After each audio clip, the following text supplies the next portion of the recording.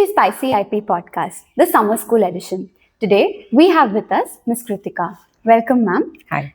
She is the partner at Ira Law and a former SpicyIP blogger. She's an experienced litigator with an experience in IP litigation and IP prosecution. We have a few questions for you today, ma'am. For students who want to get into IP litigation, do you have any guidance or suggestions or things they could do to get into a niche of IP litigation? I think, first of all, thank you for doing this. I think when you want to do something like IP litigation, like you said, it's such a niche area. One of the things that I would tell students, and it's something I wish I had done more, is to read. Right. So SpicyIP, when I started blogging, was a great way for me to actually keep up to date with everything that's going on. But if I didn't have that, then there was no way for me to actually have kept abreast of what's happening in IP. Right. One of the major issues I feel we have in India is that there are no good IP books. So when you don't have a good IP commentary that you can rely on, the only way you can actually keep track of what's going on is to read case law. So if you want to do IP litigation especially, and it is case law heavy, it's to read, it is to write if you can. And if you want to do litigation in general, it's to do internships with practicing lawyers or with judges so that you can experience what it is to be in court firsthand. It's not always glamorous. A lot of it is just sitting around. A lot of it is adjournments. But when it does happen, it's magic. So those sort of things that I think that students should know firsthand.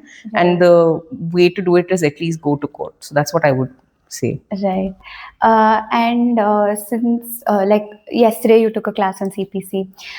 So what do you think is the importance of, so if somebody wants to get into a niche like IP, what do you think is the importance of other subjects which go along with it, like how you explained about CPC or any other subject that you feel would go along with it, which would help the students in their specific niche? So I think things like CPC and the Limitation Act, Commercial Courts Act, these are basics. If you know these and if you have an interest in these, you will always be able to transfer that knowledge even if you want to move out of the niche. And there will come a time when you're even when you're doing IP litigation, where you may want to do more things because it does get repetitive. Right. So if you have a base and at least procedure, it's easy to transfer that knowledge. Having said that, when you want to do others, if you want to do IP litigation, now especially because of the Commercial Courts Act, I think one of the good things for students to do is also keep track of other commercial laws. Because so much of what is held in those subject areas is applicable to us in terms of timelines. Judges also, sorry, I'll take one step back. I think what you have to realize is that when you're in a court, while you may be an IP lawyer, the judge is almost certainly not going to be someone who has an IP background. Very few judges come from an IP background. Judge, and everybody likes familiarity. Everybody understands basics. All of these judges usually have a vast practice before they come to court, especially those who have been lawyers before. So they will understand contract law far sooner than they will understand trademarks. They will understand arbitration because they're more likely to have come across arbitration matters than they would have been able to come across a trademark matter or a patent matter. So the second you're able to explain concepts to them in that context and then use an analogy when you're arguing, or the second you're able to draw on case law, they will know that you are also reading up and clued in, and it will give them a hold on a subject that they're not familiar with much faster.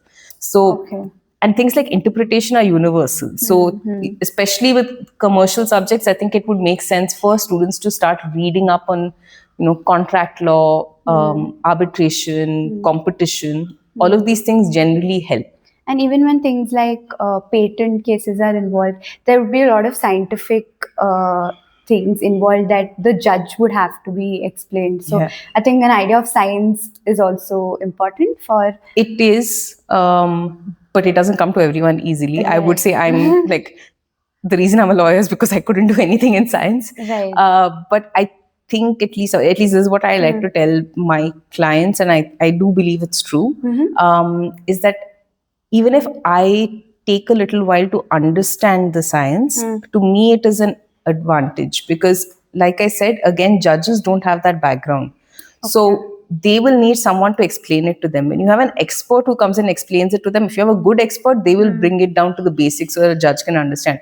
But otherwise, someone like me who really has to understand, like, complete foundational level science to explain anything, if I have to explain a technology to a judge, it may help the judge also understand, because I've gone through that same process of understanding how a technology is, why the patent is, what is the inventive step. Right. So I think all of those things will also help. I'm not sure if there's any sort of science that you can read which would generally help, because every invention is different. Right. But I think it does help to have an open mind and be prepared to admit that you don't know a lot about a lot of things, so that you can learn the basics.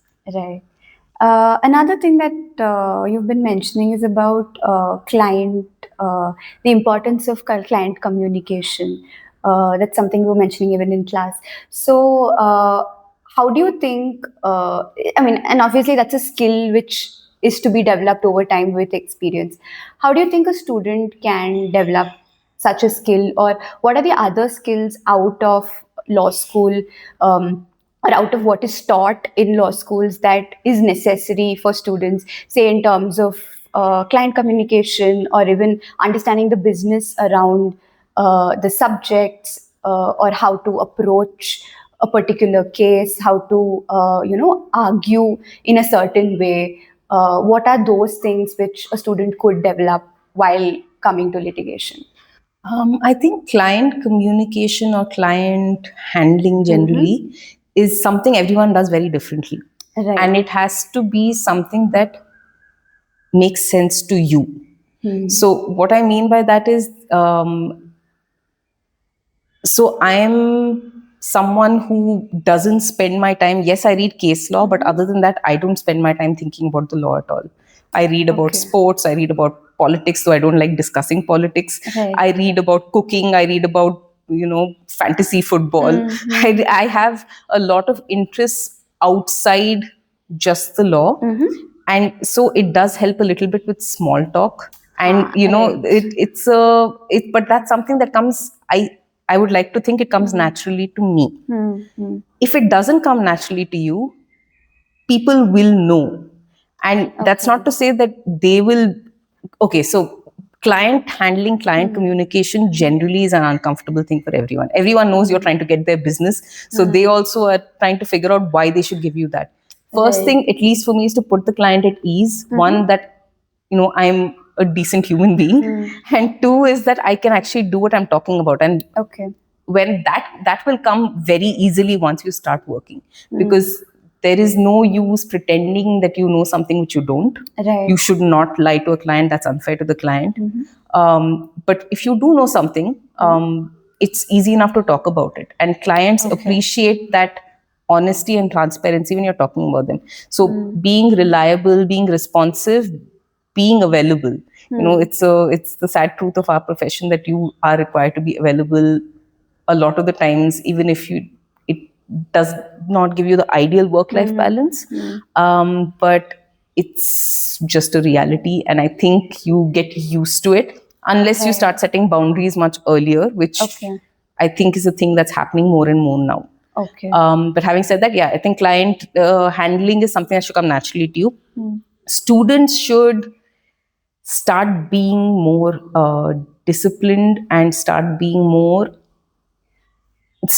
more about how they utilize time, because you have a finite number of hours a day and you will have a million things to do. Right. So this is something that, Zara was speaking about yesterday during when we were having our discussions. And she's absolutely right. Work smart. It's not something I can say I do every day. I have a different method of working. Right. But I think the important thing is to realize that work has to get done no matter what. And when you have to give in work, it has to be a reflection on who you think you are as a professional. And you won't want to turn in substandard work, which means you should give yourself enough time to actually do that work. So that's what I mean by work smart. I think you need to be efficient, which is why you need to be disciplined. You need to have some sort of routine, even though it may not be a routine that you can have every day. And that sort of thing happens if you practice it early on. It's not something that you can do overnight. Right.